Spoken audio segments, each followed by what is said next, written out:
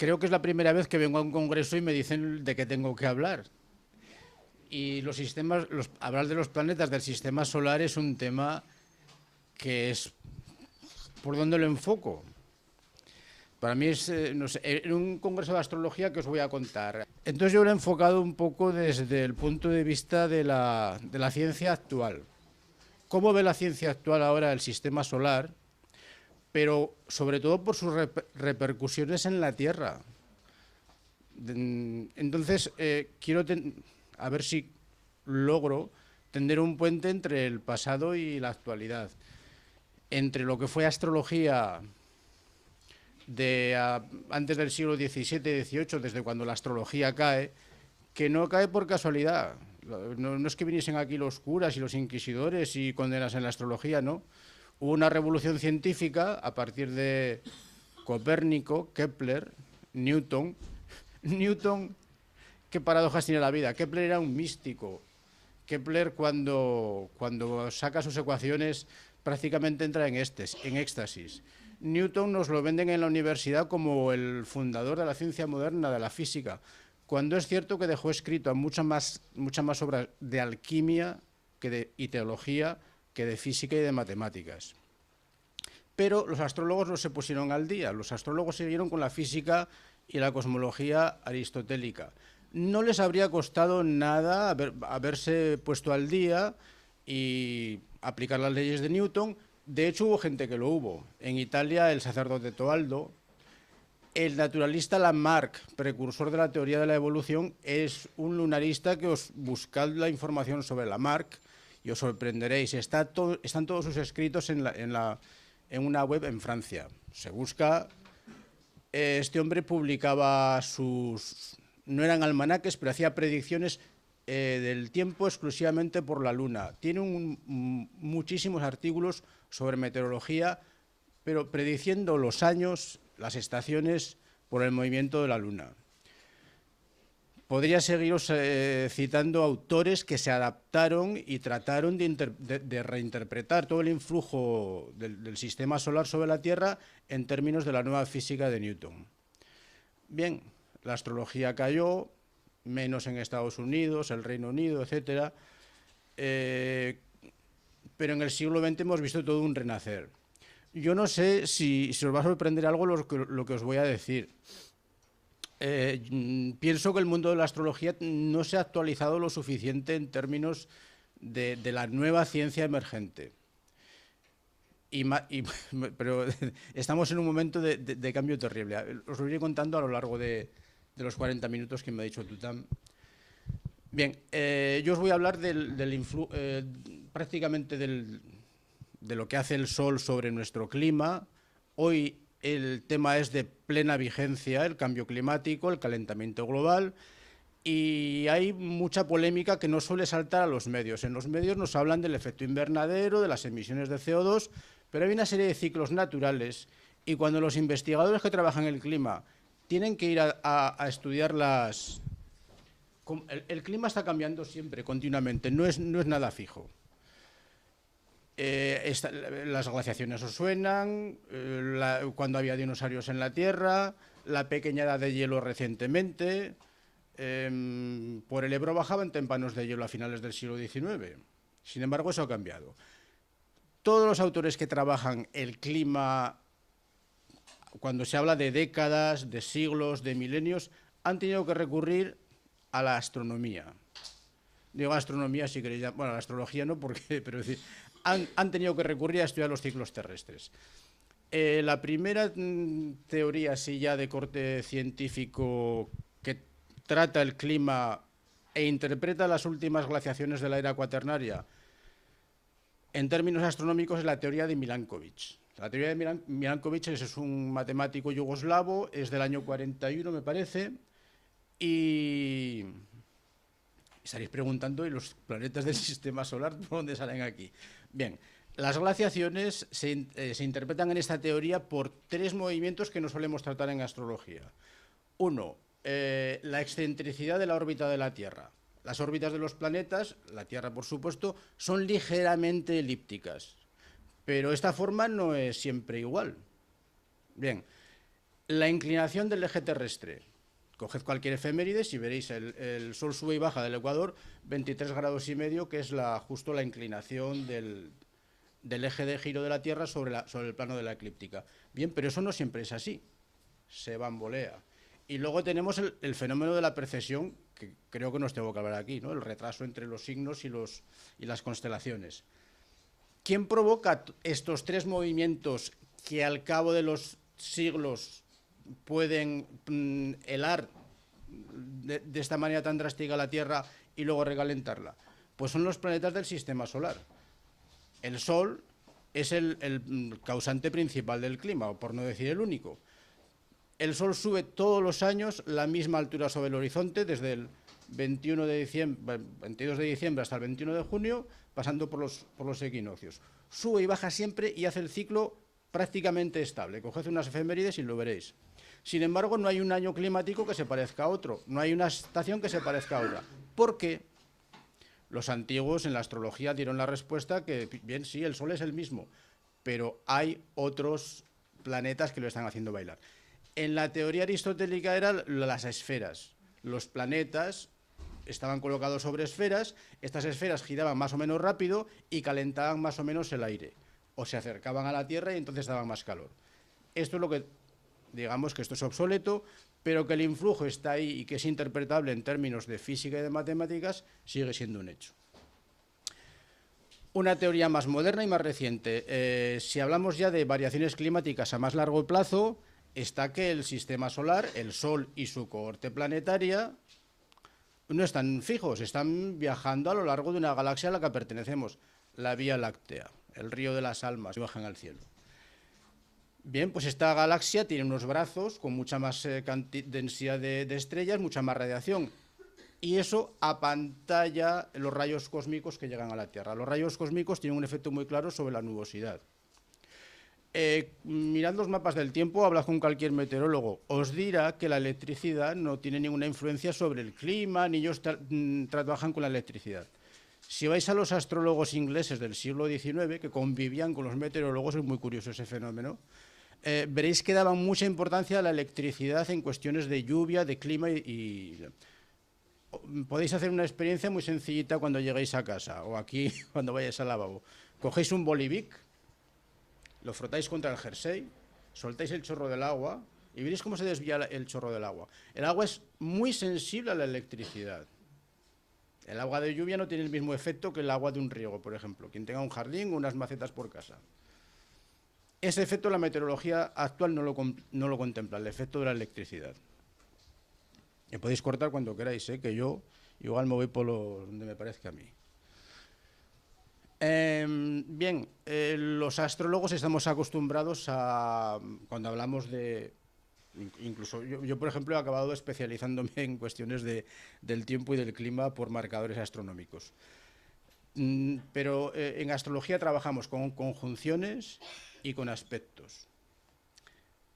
Elaborar un horóscopo tal como nosotros hacemos, interpretamos y progresamos, Dios mío, quien se le ocurrió no es cosa de un día para otro, eso es la evolución de una cultura, de toda una serie de escuelas, eso es complicadísimo.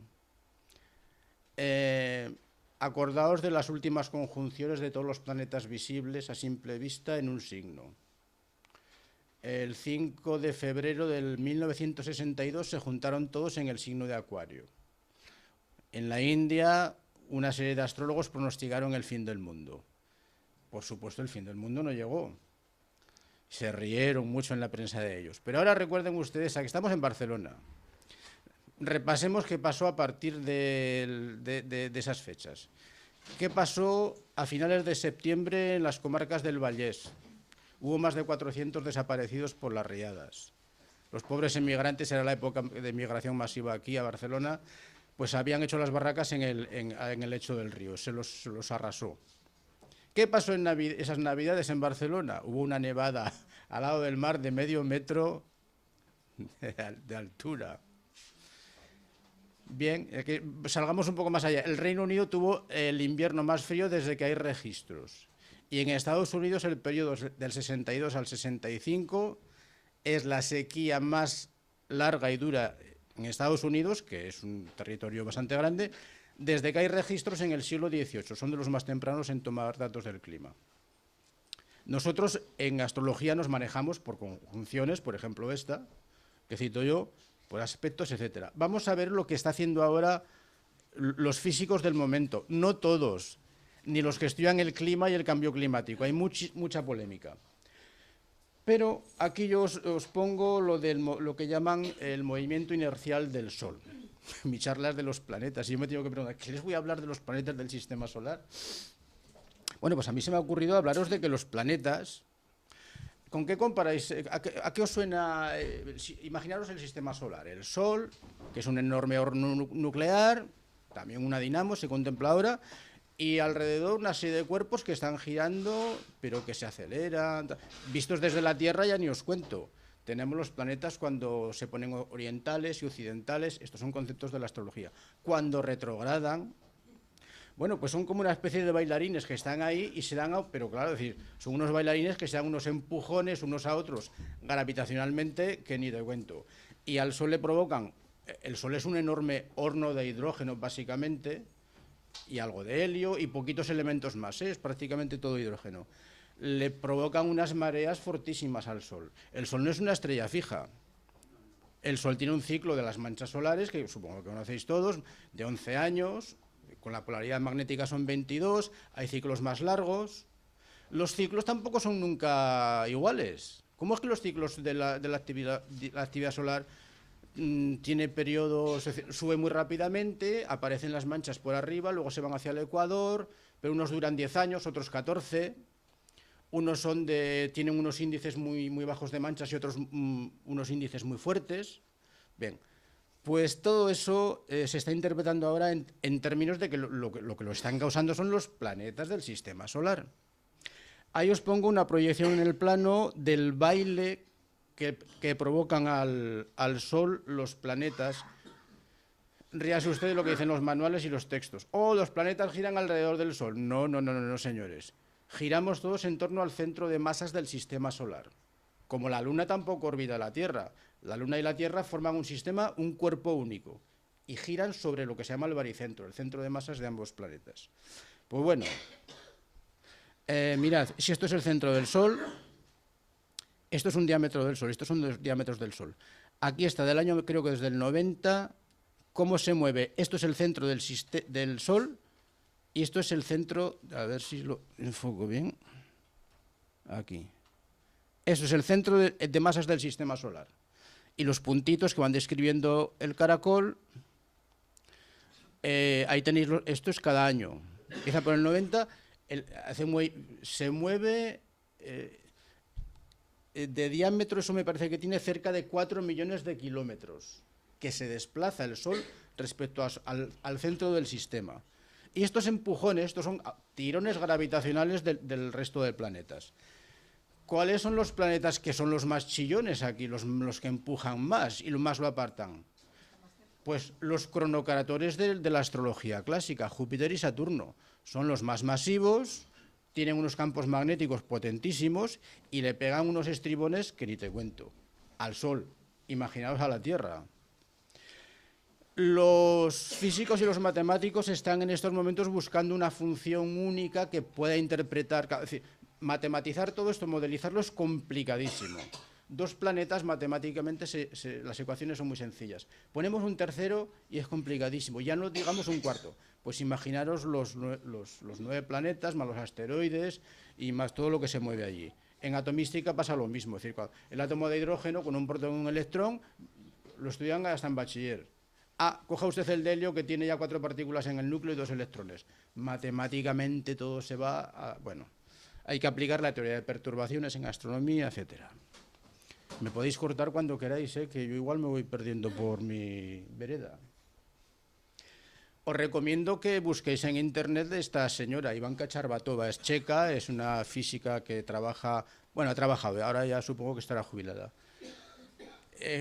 Como en estos sitios cuando se casan cambian el apellido, también podéis encontrar Jabukova, pero bueno, yo creo que por Charbatova encontraréis esta. Esta buena mujer es una de las que disidentes en todo esto del calentamiento global. No es que se esté negando lo de los gases invernadero y tal, sino que se el panel internacional para el cambio climático, que depende de la ONU, solamente tiene en cuenta para el calentamiento global la emisión de gases de efecto invernadero, el CO2, el metano, etcétera. Y no se preocupan para nada de los ciclos naturales que tiene la Tierra como planeta que es del sistema solar. Bien, aquí veréis, en estos movimientos, el Sol tiene varios ciclos. Hay uno que es de unos casi 180 años, hay otro de 2400, que coincide con el mayor de Júpiter-Saturno, pero eso... Hay dos tipos de trayectorias. En el ciclo de 180 años por ahí, hace estas trayectorias así más uniformes, más lobuladas, o hace estas otras así de tipo más caótico, más irregular. Bien, pues Ivanka Charbatova, encontraréis, buscadla porque es muy interesante. Le acusan de ser, los del panel internacional para el cambio climático, le acusan de hacer astrología, porque la abuela señora se ha dado cuenta de que cuando en los periodos, que está unos 50 años, bueno, se ve esto, yo es que no lo veo, se ha debido acabar la pila. Cuando hace los trifolios, que son unas figuras más regulares, son periodos de unos 50 años que en el centro las temperaturas son más cálidos, son óptimos climáticos. Mientras que cuando hace estas figuras más irregulares de abajo, coincide con mínimos en la actividad solar y son periodos más fríos. De hecho, coincide con los mínimos que llaman de Wolf, de Sporer, de Maunder y de Dalton. Son periodos de muy baja actividad solar y, por tanto, que la Tierra se ha enfriado. El mínimo de Maunder coincide con la pequeña edad glacial. El Ebro se cruzaba en burro durante esa época en los inviernos, por decir algo. En cambio, en Siberia estaba mucho más templado. Es decir, eran cambios. Una cosa que choca siempre a los climatólogos es que los cambios del clima son globales. ¿Cómo es que son globales? Claro, porque las causas son exógenas. Hay que buscarlas en los planetas del sistema solar. ¿Veis por dónde voy? Tú hablas de los planetas del sistema solar. Pues yo intento hablar de los planetas del sistema solar en una clave menos habitual. ¿Os suena el C60 para progresar un horóscopo? El método que ha popularizado Demetrio Santos. Posible en Barcelona menos. Aquí tenéis otros tipos de escuelas y otros tipos de influencia. Yo os lo recomiendo. Cogéis vuestro horóscopo, cogéis el ascendente, lo progresáis al ritmo de que dé una vuelta en 58,2 años, genéricamente 60, y os encontraréis, bueno, en 5 minutos veréis media vida vuestra ahí, sin hacer grandes cálculos, y además es tiene un fundamento físico y biológico mucho más que otros métodos que se suelen utilizar en astrología. Me refiero a primaria, secundaria, revoluciones solares, todo esto. Bien, ¿de dónde viene el ciclo de 60 años? 60 años es el ciclo básico de los calendarios de la China, del Tíbet y los tamiles de la India. ¿De dónde viene? Júpiter y Saturno se juntan en el cielo, hacen una conjunción cada 20 años, pero lo hacen 243 grados más adelante. 20 años más, otros 243. Y al cabo de 59 años más o menos, vuelven a hacerlo a 9 grados de la conjunción inicial. Esa coincidencia, es decir, en el mismo punto del cielo, genera, luego os daré referencias, el ciclo de 60 años, no solamente en el clima, sino en capturas de pesca, en auroras boreales, en manchas solares, en la temperatura. Luego os daré por ahí referencias. La curva de abajo la he traído porque esta merece la pena. Esto es lo que trabajan los del clima y discuten las causas naturales del cambio climático y qué son gases invernadero y cuáles son causas naturales. Tenemos aquí las anomalías de las temperaturas de la superficie terrestre en gris, ¿veis aquí?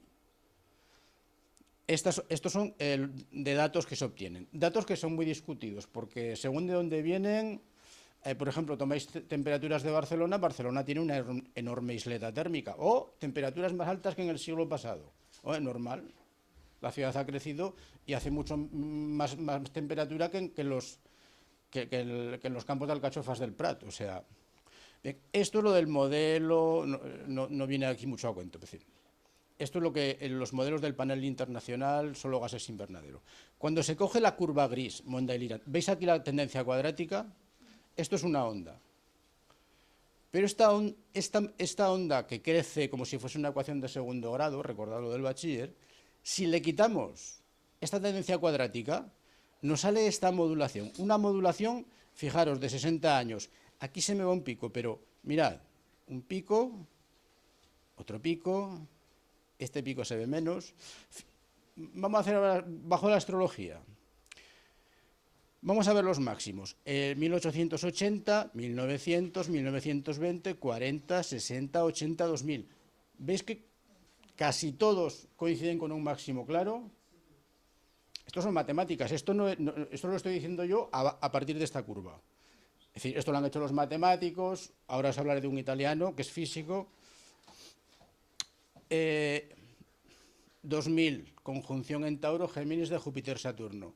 El 80, inicio del C800. Creo que no me va otra vez. No sé por qué.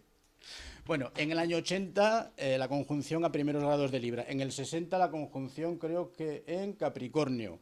En el año 40, en Virgo. En el 20 otra vez en Capricornio, creo. Coinciden los picos máximos con las conjunciones de Júpiter y Saturno. Es decir, casa muy bien. No tenéis nada que preguntar ni cortarme. ¿Me seguís el hilo? Es decir, esto es la curva Mondail-Irán, pero cuando los matemáticos le quitan esta tendencia cuadrática, sale lo que se llama una modulación, frecuencia modulada. Las ondas del móvil son ondas moduladas. Eso es muy importante porque, a ver si me da tiempo y contamos más. Mirad que esto sí que es interesante. Aquí tenéis la misma curva de antes, pero como se para en el año que estamos por aquí, sobre el 2000 algo, la cogen y la proyectan. Tendría que haber ahora un enfriamiento. Por causas exclusivamente naturales, tendríamos que prever un enfriamiento. Efectivamente, ha habido una meseta en los últimos años, como que el calentamiento global se detiene. Pues no, este año se ha disparado otra vez. Nos tocaría una tendencia ahora bastante a la baja. Eso indicaría que lo del efecto invernadero igual es más serio de lo que nos parece. Y que esta gente que está reunida ahora en Varsovia se tendrían que poner las pilas, y los ciudadanos de a pie también, de que esto es más serio de lo que nos parece. Porque por causas naturales, con esta modulación del ciclo de 60 años, nos tocaría una bajada. Y ha habido una meseta. Se compensaría el calentamiento con el enfriamiento natural. Pero este año las temperaturas han vuelto a dar un salto. Aquí tenéis un típico ejemplo del ciclo de 60 años del G. bulloides. No sé si sea alguna anchoa, alguna sardina, algún tipo de pescado propio del Caribe, que es muy sensible a la fuerza de los alisos. Pues cuando se coge, hay registros de capturas. Sale esta curva de acá, que los matemáticos ahora, para que la veamos mejor, nos dan. ¿Y qué sale aquí? Un ciclo de 60, contad y veréis, los máximos cada 60 años, o los mínimos. La oscilación del Atlántico, la oscilación multidecadal del Atlántico Norte. Posiblemente os suenen de los hombres del tiempo, cuando hay ciclos de muchas lluvias, suelen hablar de la inversión isobárica. Lo normal es que por estas latitudes tengamos el anticiclón de las Azores y en Islandia una baja. Bueno, pues eso a veces, esa situación se invierte. Te voy a dejar ver. Esa situación se invierte. Los que tenéis apuntes, buscar un inglés, buscas en Google Books, Walter Lord Brownie. Con una E, Brownie. Walter Lord Brownie. Este hombre, cuando ya aparecen los primeros mapas del tiempo, traza trayectorias de las isobaras a partir del dónde se produce, sobre qué vertical se produce las lunas nuevas y las lunas llenas. Y explica muy bien las situaciones de inversión isobárica en términos astronómicos. Digo porque esto de la oscilación multidecadal del Atlántico Norte, aquí estamos en la península ibérica, suele ser seca, y en Islandia se cogen todas las bajas y todas las borrascas. Eso a veces pasa al contrario. Por ejemplo, los meses de abril, parte de mayo, este año, en marzo, tuvimos situaciones de inversión isobárica. son las AMOS negativas, es decir, son las partes tal. Pues también sigue un ciclo de 60 años con los registros. Aquí este hombre es interesantísimo. Apuntadlo y buscad información en internet sobre él. Nicola Scafetta. Es un italiano, es un físico que trabaja en Estados Unidos, pero es de los que buena parte de la información la he sacado de él aquí. Trabaja las curvas. Si queréis tomar referencias, aquí tenéis sobre el ciclo de 60 años en capturas de pesca, la longitud del día. Ríase usted, ¿nos parece que el día dura siempre igual? No. La longitud del día tiene un ciclo de 60 años, luego os enseñaré la gráfica. No varía gran cosa, pero varía periódicamente. La velocidad angular de la Tierra varía con un ciclo de 60 años. Ahora hablaremos un poquito de matemáticas. No ha venido Blasco, ¿verdad? No. Es una pena porque este se dedica a la estadística. Bien, mirad lo que dice Nicola Scafetta, que es un físico que trabaja en la Universidad de Duke, en Estados Unidos. Leedlo vosotros mismos. Es decir, todo esto que os estoy introduciendo de los ciclos de 60 años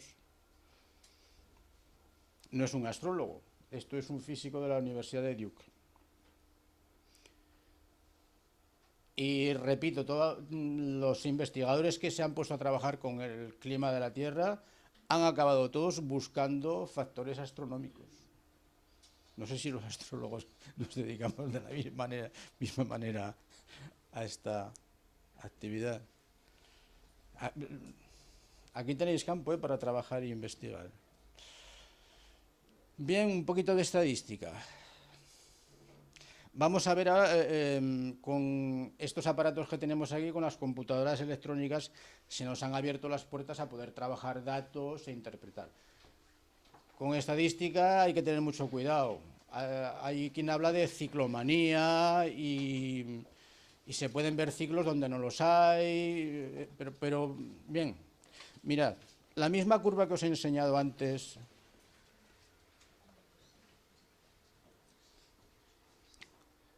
En la gráfica de la anomalía de la temperatura media de la Tierra, ahora la sometemos a lo que los matemáticos llaman el análisis espectral, es decir, a buscar qué serie de ondas, si las sumamos, dan esa onda real. Aquí hay dos métodos. ¿Hay alguien que sea especialista en estadística o algo? Lo digo porque es una cosa que ahora está de moda. Ahora les quieren meter las matemáticas a los que estudian letras, los económicos y toda esta gente. Pues claro, la estadística se ha metido en todo porque hay que interpretar datos. El tratamiento de datos está a la orden del día. Si os suena Miguel García, el autor del programa Kepler o Harmon, que usamos en astrología, él hace la tesis doctoral sobre tratamiento de datos.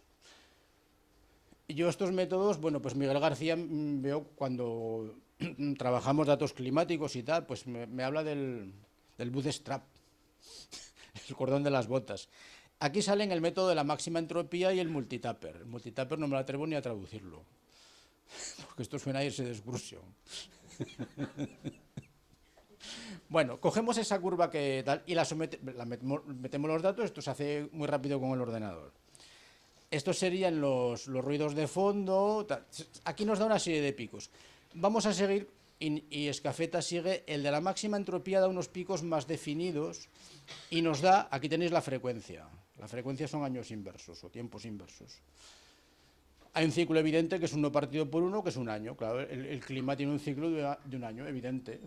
El verano viene cada año y el invierno lo mismo. Nos vuelve a salir en un pico para 60 años, revolución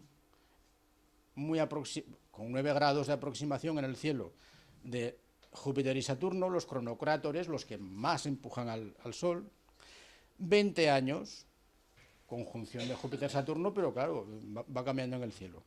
Aquí nos sale un ciclo muy curioso de 9 años que luego veremos, que responde a la Luna. Podemos distinguir matemáticamente que este pico responde a la Luna. Buscad trabajos sobre la influencia de la Luna en el tiempo y no os los acabaréis. Se lo decís a cualquiera que trabaje en la universidad, un científico meteorólogo, y le entrará la risa. ¡Ah! La luna. De donde yo vengo esta mañana, en el año 37, en plena guerra civil, se publicó en Tortosa, la publicó el padre Rodés, el segundo director que tuvo el Observatorio del Ebro, todo un trabajo estadísticamente, matemáticamente irreprochable, en el que no hay ninguna duda de que la lluvia que cae en el Bajo Ebro sigue los ciclos de la Luna, de la declinación, del perigeo, y no os lo perdáis, de la hora de la Luna. Cuando la Luna está en la casa 8 hay un pico de lluvia en el Bajo Ebro, y eso es incontestable. Miguel García, con esos mismos datos, tiene sobre Venus, una vez los sacó en Peñíscola, pero no ha insistido mucho, tiene un trabajo precioso sobre la lluvia y la retrogradación de Venus. Miguel García. Bien, sigamos con el C60, veo. Aquí tenemos la representación de la distancia del Sol al centro de masas del sistema, va aumentando, disminuye, sigue un ciclo de 20 años. Y aquí tenéis 20 años, que son las conjunciones de Júpiter y Saturno, que tradicionalmente en astrología se les han llamado los cronocratores, los gobernadores del tiempo. Y aquí tenéis un dato que es más revelador, es mucho más claro, la velocidad del centro de masas del sistema solar.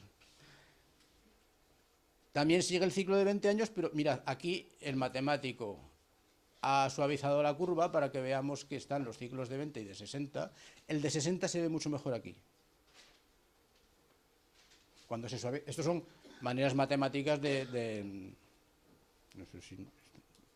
Bueno, esto va cuando le da la gana. ¿Cómo sabemos que ese pico que hemos visto antes responde a un ciclo lunar? Acordaos que son curvas de temperatura. Pues mirad, aquí en negro, bueno, en negro tenéis la velocidad de la Tierra respecto al Sol, exclusivamente del centro de masa de la Tierra respecto al Sol.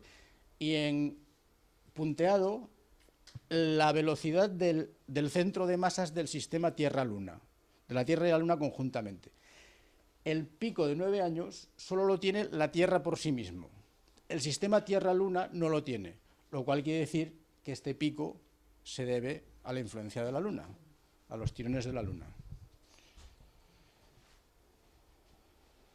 Aquí tenéis la duración del día, también sigue un ciclo de 60 años. Esto está bastante manipulado para que se vea bien, pero manipulado no quiere decir adulterado. Matemáticamente lo que está es la longitud invertida y los otros más regulares y tal. ¿Eso qué quiere decir? Pues que la propia duración de nuestro día sobre la Tierra influyen también el resto de los planetas. Y básicamente, si sale el ciclo de 60 años, el Júpiter-Saturno. Lógico, porque son los más grandes, los que tienen mayor influencia gravitacional, los que tienen los campos magnéticos más potentes también. Aparte del Sol, claro. ¿Cómo explican, cómo se ponen ahora los físicos a interpretar todo esto? En términos de osciladores. En cuestiones, osciladores son los átomos. Pero aquí osciladores, la luz es un oscilador, tiene una frecuencia, cada color tiene una frecuencia. Habréis oído hablar de la cromoterapia, es decir, según qué colores, los colores influyen en el estado de ánimo. Nosotros mismos ahora tenemos un pulso cardíaco, que tiene una frecuencia, el respiratorio, el riñón va a unos ritmos, el estómago va a otros, etc. Ya Huygens, el primer teórico que trata la luz como ondas, estudió el asunto de los osciladores acoplados. ¿Os imagináis en un restaurante que pongan música de heavy metal? Vaya digestión que nos cogería a todos. Es decir, los seres vivos, si por algo nos caracterizamos, es por sintonizarnos a un ritmo externo. ¿Cuándo se pone la gente más triste? Pues cuando llega el otoño, disminuye la luz, ¡boom!, aumentan las depresiones. Y llega la primavera y todos nos ponemos eufóricos. ¿El fenómeno de la resonancia os suena?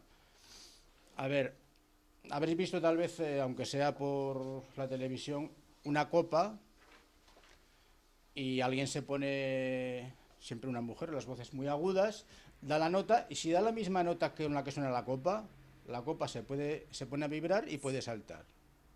Es un principio básico. Los osciladores, si dan la misma nota, si dan la misma frecuencia, intercambian energía. Ha habido puentes que una simple brisa los ha destruido. Los puentes tienen una oscilación. Si la brisa que viene tiene la misma frecuencia, se absorbe la onda, se absorbe la energía y el puente se acumula y puede saltar. Las mareas en unas ensenadas, en unas bahías, son más altas y en otras más bajas. ¿Por qué? Si la longitud entre las olas y la abertura de la bahía son similares, se absorbe el pulso y sube mucho más en unos sitios que en otros. Bien, pues los planetas girando alrededor del sistema solar, imaginároslo, son osciladores. Si tenéis la batidora en casa, cuando se enchufa, sube la onda. Cuando se apaga, baja la onda. Si un planeta gira más rápido, aumenta la frecuencia, etcétera, etcétera. Pues tenemos osciladores, es lógico que haya fenómenos de resonancia. La resonancia es un intercambio de energía. Pero, ¿qué nos dicen siempre desde el mundo científico a los que estamos metidos en la astrología? Los planetas están muy lejos, son pulsos muy débiles, la energía es muy pequeña, ¿cómo va a actuar? Señores, hoy tenemos una magnitud nueva en ciernes que nos está revolucionando la física, que es la información. La información son paquetes no se sabe muy bien qué, estamos empezando a saber qué es información y que la información tiene una realidad física. Leeros lo que pone aquí, que igual os lo explica mejor que yo, es decir, pulsos muy débiles, señales muy débiles. Muy bien, sí, va a ir de reloj. No, vamos bien. Creo que estoy a sacar. Oh, sí, ya no me queda más que una. Me he centrado básicamente en el sistema climático. El más cíclico que el clima, hemos visto la frecuencia de un año. El clima es fruto de las ondas de la atmósfera terrestre. Las borrascas no son otra cosa que ondas, pero la atmósfera está acoplada con los océanos, que los océanos están gobernados por la luna. ¿Os suena lo del Niño? Pues a veces donde siempre está la corriente fría, suben las aguas calientes y se invierte. Todos esos son fenómenos cíclicos. Todo lo que funciona cíclicamente, todo lo que oscila, intercambia energía cuando están sintonizados a la misma frecuencia. Pero no hace falta, puede haber efectos potentísimos incluso sin haber resonancia. No sé si hay debate sobre las zonas wifi, el empleo de los móviles, todo esto va con microondas. ¿Qué ocurre con este tipo de microondas? Son las mismas que tenemos en el horno para calentar allí la comida. A diferencia de los microondas, el móvil, la wifi, son ondas moduladas, contienen una información. En principio no tendrían por qué provocar graves problemas de salud, como pueden ser las radiaciones ionizantes, que sí, seguro, es decir, provocan cambios químicos, provocan mutaciones, y uno de los efectos más evidentes es el cáncer. Pero las microondas también hay estudios y los tumores de cerebro sí, parece que no. Se está ahora empezando a constatar que esa codificación que llevan las microondas, por estar moduladas, las células son capaces de decodificar, de recibir esa información. ¿Y qué sabemos nosotros si no sabemos nada de la información? Todo esto en ciernes están haciendo. ¿Qué cambios biológicos puede causar? Pues pequeñísimos pulsos de los planetas que nos dicen por ahí en el mundo científico, es muy poco, eso no puede hacer nada. No hace falta ni que se intercambie la energía para que haya hechos constatables. Simplemente esos pulsos pueden contener una información que los sistemas que los sistemas climáticos, aunque no sean cosas vivas, pero ahí hay una organización, la información está presente en todos los ámbitos de la naturaleza, los podrían recibir. O sea que tenemos, para investigar y todo esto, no nos lo acabaremos. Quiero acabar con una conferencia, una cita simplemente del fundador del Observatorio del Ebro, un pionero en la ciencia en España, por Dios, un pionero mundial. Este hombre reunió al lado de Tortosa en 1904, que se inauguró la física solar, la física cósmica y toda la meteorología. Los jesuitas, cuando fundaron este observatorio, se adelantaron al resto del mundo e intentaron, en aquellas épocas se confiaba que estudiando el Sol se podría predecir el tiempo.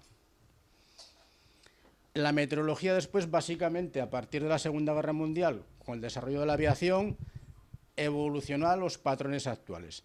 No os acabaréis toda la gente que trabajaba en estudiar las relaciones entre el Sol, el clima y también la Luna. Y, por supuesto, los planetas. Leeros lo que dice aquí.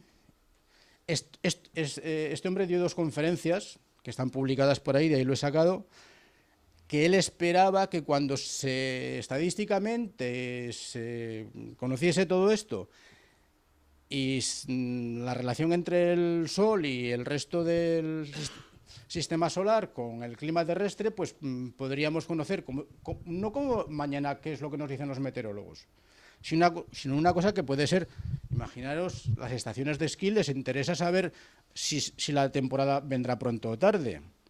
Los agricultores, por supuesto, pero los fabricantes de helados les interesa. Hay muchísima gente que está pendiente de saber cómo va a ser la estación. Aquí vendría la utilidad social del estudio de todo esto.